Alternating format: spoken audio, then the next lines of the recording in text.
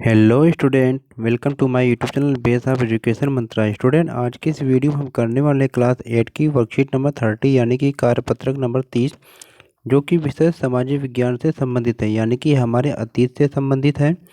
ये जो हमारी वर्कशीट है 24/11/2021 की वर्कशीट है। तो प्यारे बच्चों, आज की वर्कशीट में हम राष्ट्रीय आंदोलन के संगठन यानी कि 1870 के दशक से 1947 के दशक के बारे में पढ़ने और समझने वाले हैं।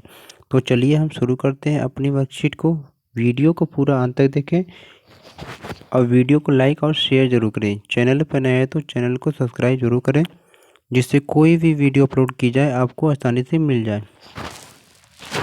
तो इस वीडियो में हम राष्ट्रवाद के उदय के बारे में पढ़ने और समझने वाले हैं कि राष्ट्र का उदय किस प्रकार से हुआ। तो पहले के कार्य पत्रक में हमने देखा था कि जाना था कि 1857 का जो विद्रोह हुआ था कंपनी के सिपाहियों द्वारा शुरू किया गया था। यानी कि इसके पहले की वर्कशीट में हमने देखा था कि जो 1857 का जो विद्रोह हुआ था ये कंपनी के जो सिपाही थे इनके द्वारा शुरू किया गया था।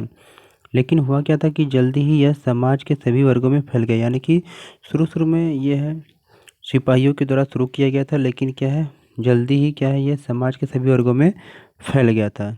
अब क्या है उन्हें समझ में आने लगा कि अंग्रेज भारत के संसाधनों पर कब्जा और भारतीय लोगों के जीवन पर प्रभाव डालना चाहते हैं। यानी कि अब सभी लोगों को ये पता चल गया था कि जो अंग्रेज हैं ये क्या है भारत के जो यानी कि संसाधन है, यानी कि जो संपत्तियां हैं, इन संसाधनों पर क्या है कब्जा और भारतीय लोगों के जीवन पर क्या ये दखल अंदाजी यानी कि प्रभाव डालना चाहते हैं।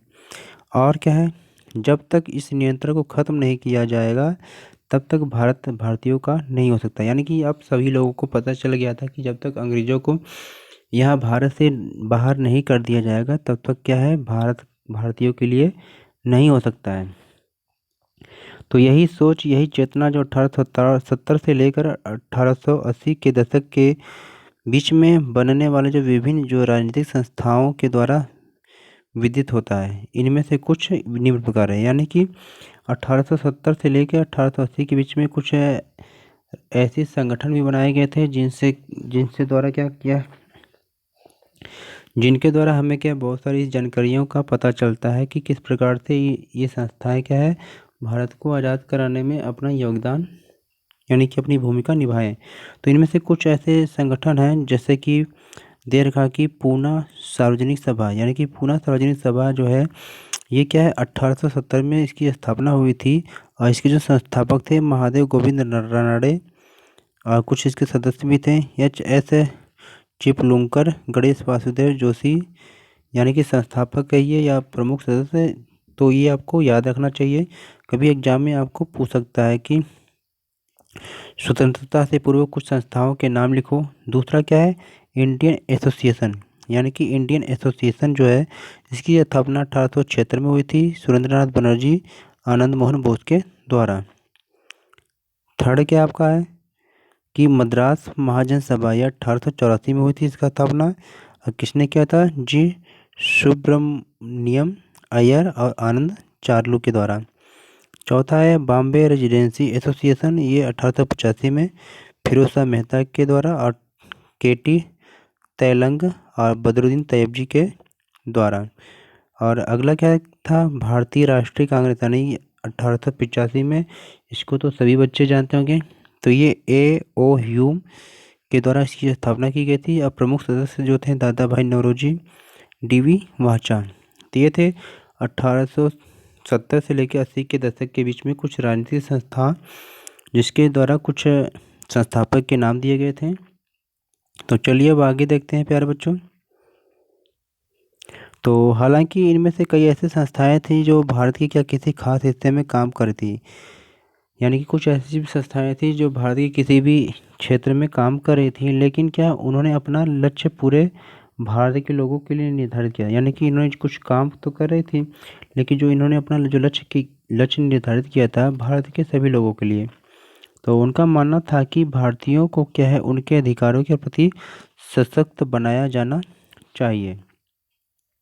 तो इन विचारों के अलावा 1870 और 80 के दशक में कुछ बड़े कानूनों के कारण क्या है अंग्रेजों के प्रति भारतीयों के मन में असंतोष बढ़ता ही जा रहा था। यानी कि 1870 से 80 के बीच में अंग्रेजों के द्वारा कुछ ऐसे भी कानून बनाए गए जिसके कारण क्या है, भारतीयों के मन में क्या है, बहुत ही असंतोष बढ़ता जा रहा था। जिनमें से कुछ निम्न है, चलिए इसको हम देखते हैं। इनमें से एक था आपका आर्म्स एक्ट। कौन था बच्चों? आर्म्स एक्ट था कानून। तो कि इस कानून में क्या कहा गया था? तो इस कानून में यह कहा गया था कि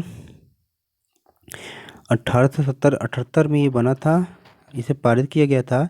और इसमें यह कहा गया था कि भारतीयों को हथियार रखने की पाबंदी, यानी कि कोई भी भारतीय अपने पास हथियार नहीं रख सकता था। तो इसको हम आर्म्स एक्ट के नाम से जानते हैं। 1878 में ये पारित हुआ था, तो इसको भी आप याद रखेंगे। तो सेकंड हमारा इसमें क्या है, सेकंड क्या कह रहा है कि वर्नाक्यूलर प्रेस एक्ट, यानी कि सेकंड है वर्नाक्यूलर प्रेस एक्ट। तो इसमें क्या कहा गया, तो इसमें क्या कहा गया था? तो ये क्या है, ये भी 1878 में पारित किया गया था। और इसमें क्या कहा गया कि अंग्रेजी सरकार को ये अधिकार दिए गए कि वो किसी भी आपत्तिजनक सामग्री के प्रकाशन पर उस समाचार पत्र की संपत्ति को जब्त कर सकती है।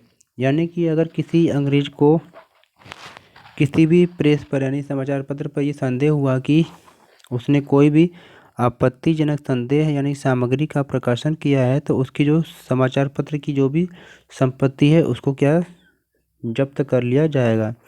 और थर्ड इसमें जो बिल था इसमें कि इल्बर्ट बिल, यानी कि इल्बर्ट बिल है, ये कब पारित हुआ था? ये 1883 में पारित हुआ था। इसमें क्या कहा गया था कि भारतीय जज जो है ये अंग्रेज या यूरोपीय लोगों की क्या है, न्यायिक सुनवाई कर सकते हैं। यानी कि अब जो भारतीय जो जज होंगे ये अंग्रेजों या तो यूरोपीय लोगों की क्या सुनवाई कर सकते थे। लेकिन क्या हुआ कि अंग्रेजों ने इसका विरोध किया, जिसके कारण क्या है, सरकार को इसे वापस लेना पड़ा। तो इससे बहुत सारे भारतीयों के बीच में भी क्या है, असंतोष फैल गया। यानी कि बहुत सारे लोग नाराज हो गए, क्योंकि इससे क्या है, अंग्रेजों के नस्ली भेदभाव को उजागर कर दिया गया। यानी कि इसमें क्या है, भेदभाव साफ साफ दिखने लगा कि कोई भी अंग्रेज जो जज है केवल भारत के लोगों की सुनवाई कर सकता है, बाकी अंग्रेजों और यूरोपीय लोगों की सुनवाई नहीं कर सकता है।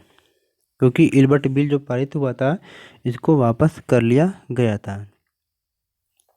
तो प्यारे बच्चों, यहाँ पर आपको एक एक्टिविटी करनी है, क्रियाकलाप में करना है कि अपने अध्यापक या अध्यापिका या अभिभावक की सहायता से अपनी पसंद से स्वतंत्रता के पूर्व के किसी भी एक राष्ट्रीय संस्था के बारे में जानकारी एकत्र आपको करना है। तो प्यारे बच्चों, यहाँ पर बहुत सारी संस्था के बारे में दिया गया है, चाहे इनमें से आप किसी के बारे में आप नोट कर सकते हैं, चाहे इसके बारे में गूगल से यानी नेट से और भी सर्च करके डिटेल में लिख सकते हैं, नहीं तो इसमें से किसी एक के बारे में लिख सकते हैं। जैसे भारतीय राष्ट्रीय कांग्रेस के बारे में लिख लीजिए कि इनकी स्थापना कब हुई थी, इनकी और इसकी स्थापना किसके द्वारा किया गया था। आप इतना भी लिख लेंगे तो भी चलेगा, या तो थोड़ी बहुत जानकारी नेट से भी आप प्राप्त करके लिख सकते हैं। तो ये आप क्या है, एक्टिविटी फर्स्ट में आप कर लेंगे क्रियाकलाप में। तो चलिए अब क्वेश्चन को करने की कोशिश करते हैं प्यारे बच्चों। क्वेश्चन आपका पहला है कि पूना सार्वजनिक सभा, यानी कि जो पूना सार्वजनिक सभा है इसमें इस समय सार्वजनिक का जो अर्थ क्या है आपको ये बताना है। तो सार्वजनिक का अर्थ होता है कि सभी के लिए।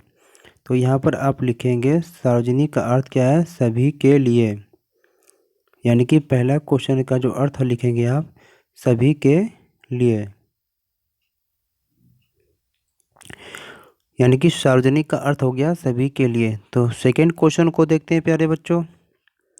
सेकंड क्वेश्चन कर रहा है कि वर्नाक्युलर प्रेस एक्ट ने किस प्रकार भारतीयों को प्रभावित किया।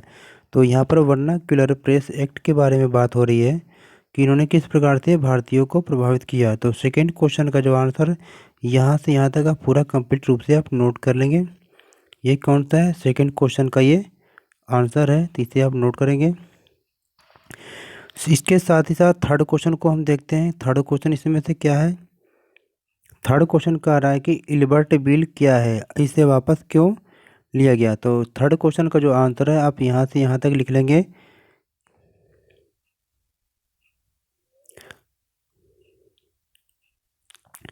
तो थर्ड क्वेश्चन का आंसर आप यहाँ से यहाँ तक नोट कर लेंगे कि इल्बर्ट बिल क्या था, 1883 में पारित हुआ था। और इसमें क्या कहा गया था कि भारतीय जज है अंग्रेज या यूरोपीय लोगों की न्यायिक सुनवाई कर सकते हैं।